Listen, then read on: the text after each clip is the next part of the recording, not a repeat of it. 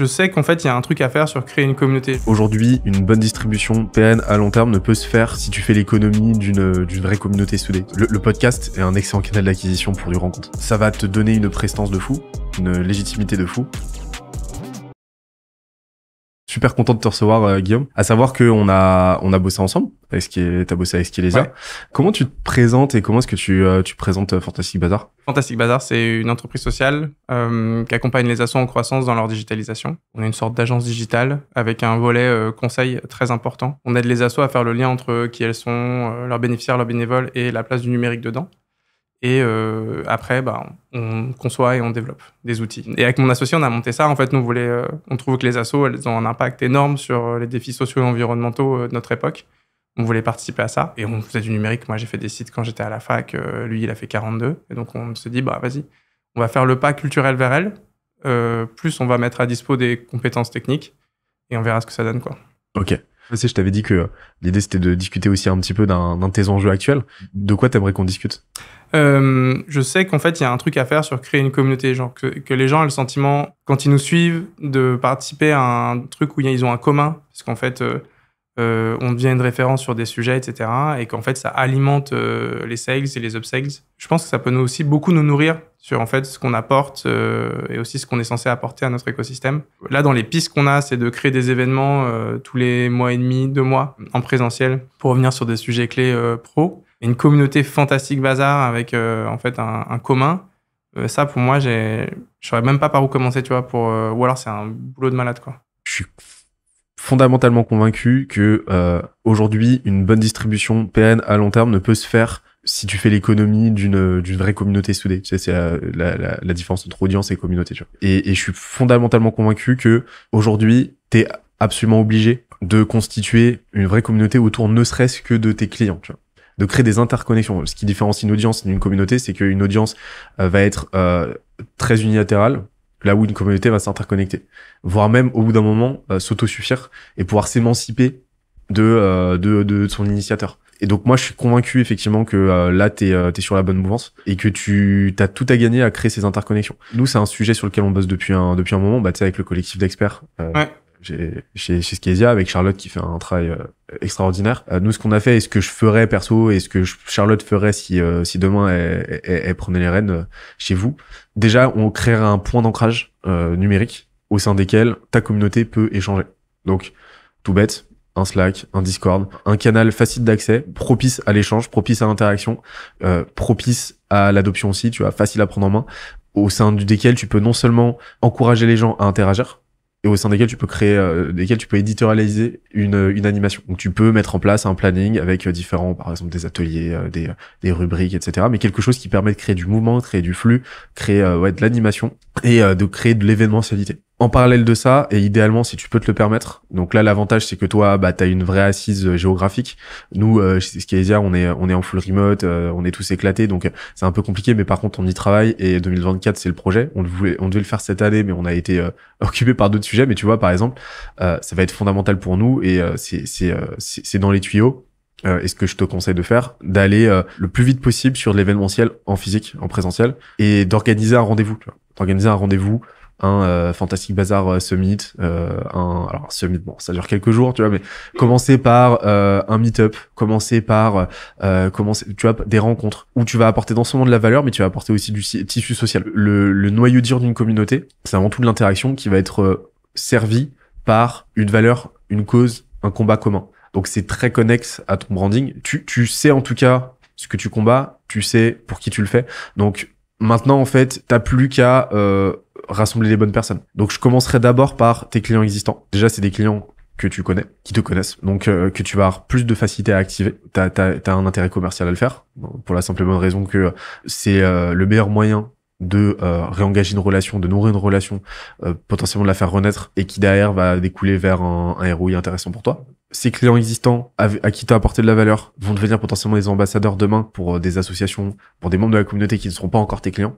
Parce que tu as un enjeu en fait, non seulement de positionnement, c'est-à-dire te constituer un asset communautaire qui te permet de faire valoir la marque Fantastic Bazar comme étant un acteur de poids, un acteur de front, tu vois. Et en même temps, tu as un intérêt pour toi d'avoir une communauté en tant que vivier commercial. Donc si demain tu arrives à faire cohabiter non seulement des clients existants et des prospects, là tu as tout gagné. Un hack qui est très très cool quand tu fais des bootcamps, quand tu fais des formations en physique, des masterminds, ce que tu veux, c'est de superposer les séminaires de sortie, des promotions sortantes, tu vois, et de le faire en même temps, que ce soit le même événement que les promotions, que le kick-off des promotions entrantes.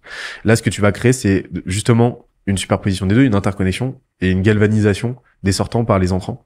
Et là, tu crées une activation instantanée, tu vois. Et ça, tu peux le faire entre des clients existants et des prospects. Et là, tu vas voir que ça va te faciliter le travail, mais comme pas possible.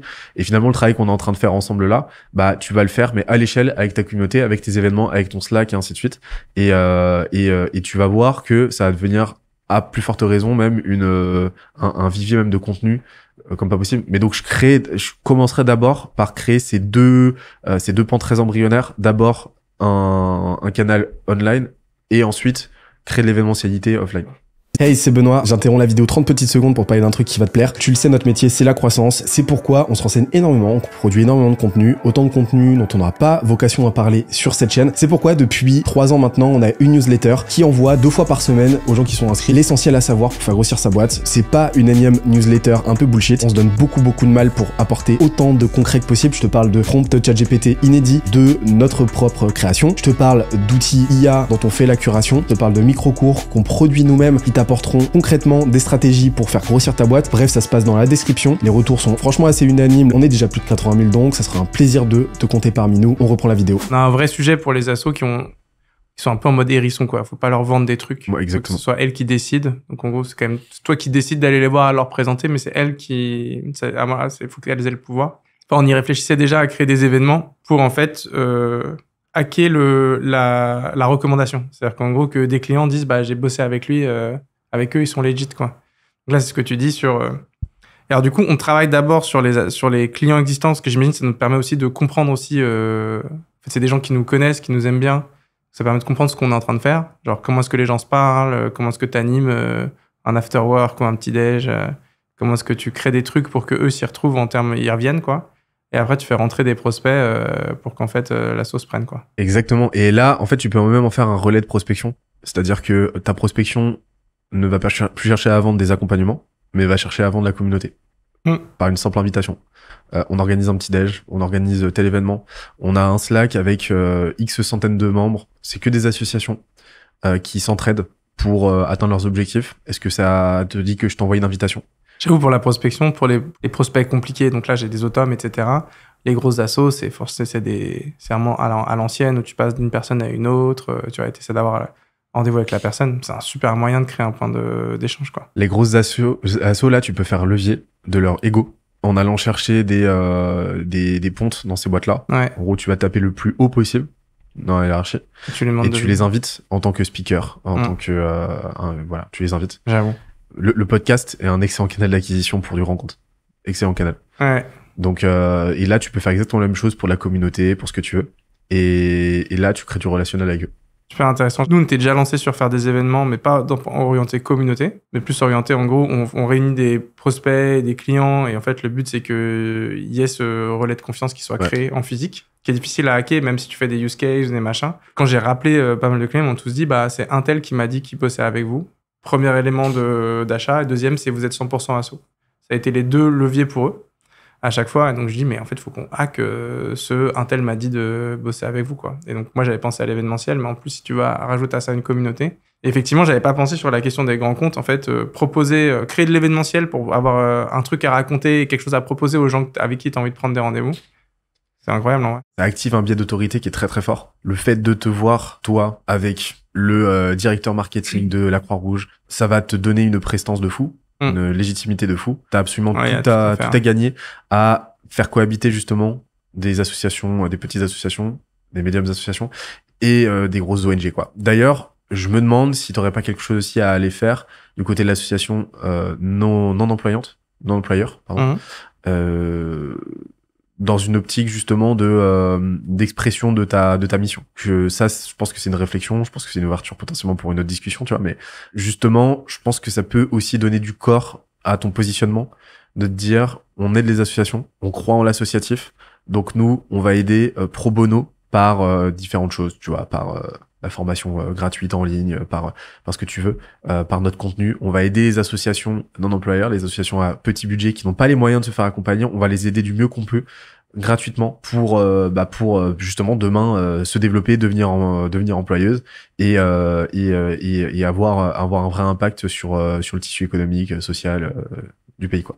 On fait des webinaires toutes les 2 semaines, justement. C'est des trucs gratuits pour les assos, mais il n'y a pas un raz-de-marée d'assos non-employeuses qui viennent. Ça veut dire que notre positionnement, notre com, notre brand, il est plutôt bien, du coup, parce qu'en fait, il y a les assos, mais par contre, s'excluent naturellement, en fait, de ce truc-là. Genre, on a vachement beaucoup d'assos employeuses et très peu d'assos non-employeuses dans notre base, quoi. Donc, en fait, il y a peut-être un truc à construire, effectivement, pour faire système, quoi. Et pour aller au bout même de la légitimité on n'est pas là juste pour vendre des trucs, on est là pour aider l'écosystème. Et bon, on peut pas facturer à tout l'écosystème, donc on leur donne quand même des trucs pour qu'ils avancent, quoi. Quand ton combat devient tellement légendaire et devient tellement évident et que tu communiques tellement dessus que ce que tu vends devient un artefact ou des artefacts qui te permettent de mener ta quête et d'accomplir ta mission, en fait, bah t'as tout gagné, tu vois. Et parce que là, tu te retrouves avec un marché qui est plus face à toi en confrontation, en train d'essayer de te péter les rotules pour t'expliquer en quoi ton produit n'est pas bon. Là, il se positionne derrière toi et devient ton armée, en fait, qui te soutient, qui te pousse et qui va utiliser les mêmes artefacts que toi. Ce que tu vends avant tout, tu vois, c'est ton why avant tout, c'est ta mission. C'est ce que tu veux accomplir. C'est ta quête, c'est ta ligne d'arrivée, quoi. À partir de là, si t'as vendu ça, t'as vendu tout le reste. Et après, c'est qu'une histoire de temps, c'est une histoire d'engagement qu'on continue, quoi. C'est intéressant parce que je trouve que ça répond à mon blocage un peu actuellement sur LinkedIn où j'ose pas. En fait, je connais un peu. Je sais que notre discours au Fantastic Bazar pourrait être perçu par beaucoup d'assos comme un peu trop genre croissance startup, qui est perçu par toutes les assos qu'on accompagne comme utile et pertinent, mais qui peut en fait rentrer en conflit avec la culture. Je pense que le jour où je vais dans ce sens-là, que tu dis en fait j'assume cette quête, etc. Du coup, j'y vais à fond et du coup en fait ça marche, mais j'ai un peu, tu vois, je sens que je suis bloqué. J'ose pas là rentrer en confrontation avec la culture associative parce que je sais pas ce que ça va donner, quoi, tu vois. Mais il y a un petit côté où je sens que ça correspond à mon blocage sur en fait quand est-ce que tu appuies à fond sur l'accélérateur et tant pis, tu vois. Et tu dis exactement ce que tu penses de genre faut que les assos pensent croissance, pensent impact en quanti et pas que en quali, etc. Et que du coup ben tu vas franco et puis après te suivent ceux qui sont chauds et te détestent ceux qui te détestent, quoi. Je pense que ça aurait de l'impact, mais tu vois, je sens que je suis bloqué là. Ouais. Je peux pas assumer complètement d'y aller, quoi. Continue. De toute façon, un blocage se débloque la plupart du temps de façon assez incrémentale. Le déclic est quand même assez rare. Ouais. Continue de faire. Ça va évoluer comme ça évolue. Mais juste, voilà, continue de publier, continue de créer cette communauté, de l'engager, et tu verras que de toute façon, le positionnement évolue toujours, la mission évolue toujours, la feuille de route elle se réécrit continuellement, donc il y a pas d'inquiétude. C'est juste une interrogation à voir de pourquoi effectivement aujourd'hui t'es bloqué par ça. Mais pour moi c'est pas un sujet alarmant plus que ça. Non. Mais Guillaume, merci beaucoup. Merci à toi. Tu reviens quand tu veux. Avec plaisir. Et au plaisir de rebosser avec toi, d'avoir des nouvelles de Fantastic Bazar. Ouais. Et on se retrouve très vite pour un prochain épisode. Salut.